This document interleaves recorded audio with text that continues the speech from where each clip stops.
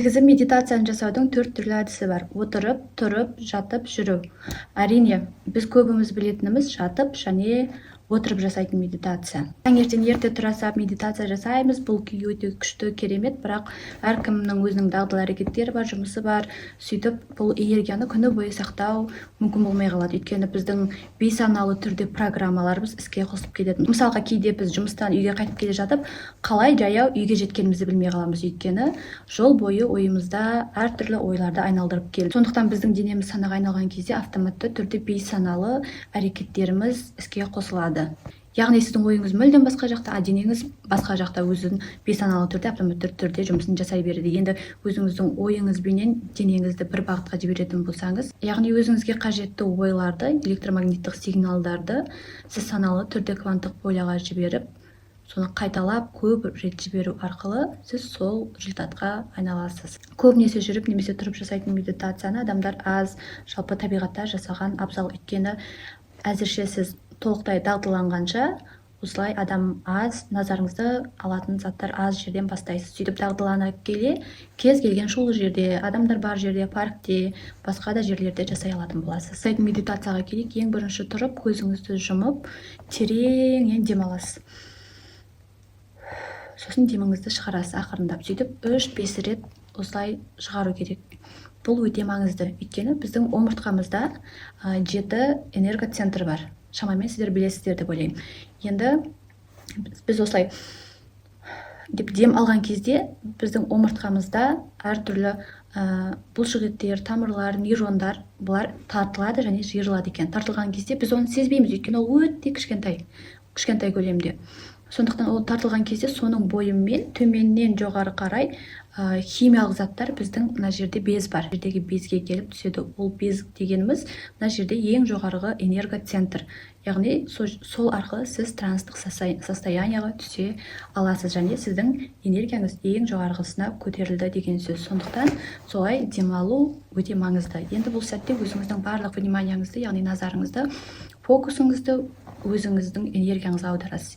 Оған аудара алмасаңыз, деміңізге әзірше аудара берсеңіз болады. Одан кейін денеңізге, бойыңызға ең жоғарғы эмоциялар. Жоғарғы эмоциялар дегеніміз позитивті эмоциялар.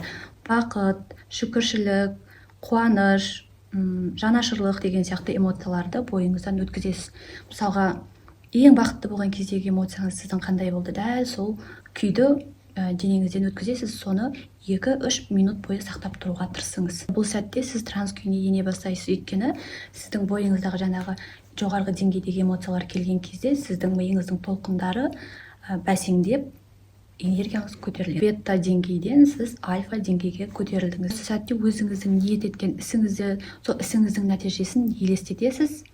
Енді осыдан кейін көзіңізді ашып жүріп бастасаңыз болады. Өйткені әр қадам жасаған сайын сізде жаңа энергия, жаңа жиілік пайда болады. Енді жаңағы өзіңіздің қалаған әрекетті нәтижені ойлап келе жатсыз ғой. Енді сол кезде сіздің миыңызда жаңадан нейрондармен, жалпы нейрондардың сеті, яғни нейрондардың желілері пайда бола бастады. Енді оны бір рет емес, бірнеше рет қайта сіз ойлаған сайын сіздің жаңағы ой, нейрондар сіздің подсознанияңызға, түп санаңызға келіп орнығып бастады деген сөз.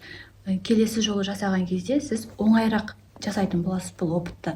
Немесе көбірек жасағанда сізге оны ойлаудың керегі жоқ. Сіз бейсаналы түрде оны жасап, бейсаналы түрде соған сәйкес результатты өзіңізге автоматты түрде тартасыз. Осы күйде 5-10 минут жүресіз. 5-10 минуттан кейін демалсаңыз болады. Бір тағы да 10 минутқа демалып алыңыз да қайтадан басынан бастаңыз осы техниканы.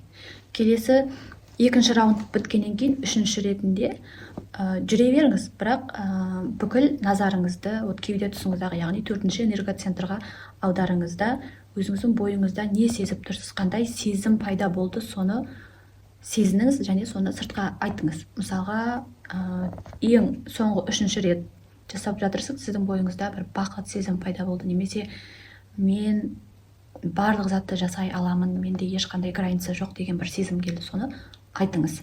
Соны айтқаннан кейін сіз өзіңіздің жаңағы ойлаған ниетіңіз, ісіңіздің 100% жүзеге асатынына, қандай да бір ғажаптармен, ғажайып мүмкіндіктермен жүзеге асатынына сеніңіз да жіберіңіз.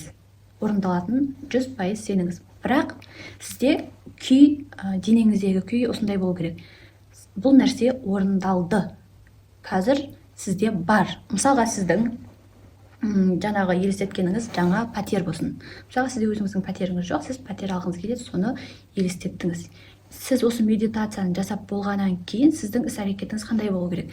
Сіздің пәтеріңіз жоқ, бірақ сіз енді пәтерің бар деп, пәтеріңіз бар сияқты болып ұстау үшін сіздің өзіңіздің жалдамалы пәтеріңізді өзіңіздікіндей көріп, мысалға бір жер сынып қалса, соның ремонтын жасап, өте таза ұстап, өзіңіздің пәтеріңіз қандай, сондай күйде елестетіп, бұл практиканы жасап, және сол эмоцияны сол квартираға, пәтерге берсеңіз, міндетті түрде сол энергетика сізге келеді. Пәтер емес, бұл жерде кез келген зат болады. Жүріп және тұрып жасайтын медитацияны түсіндіңіздер деп ойлаймын. Қысқаша осылай жасап көріңіз, сосын маған resultatын жазыңыз міндетті түрде. Әрбір жаңадан қосылып жатқан оқырмандар, әрбір комментарий мені өте шабыттандырады. Сондықтан мен сіздермен максималды түрде өзімнің біліммен бөлісуге тырысамын. Сұрақтарыңыз болса, комментарийға жазыңыздар, мен сіздерге жауап беруге тырысамын, соған видео түсіруге тырысатын боламын. Сіздермен бірге болған мен Ақерке, әрі қарай осылай бірге дами берейік. Мен өте қуаныштымын сіз менімен бірге болғаныңыз үшін.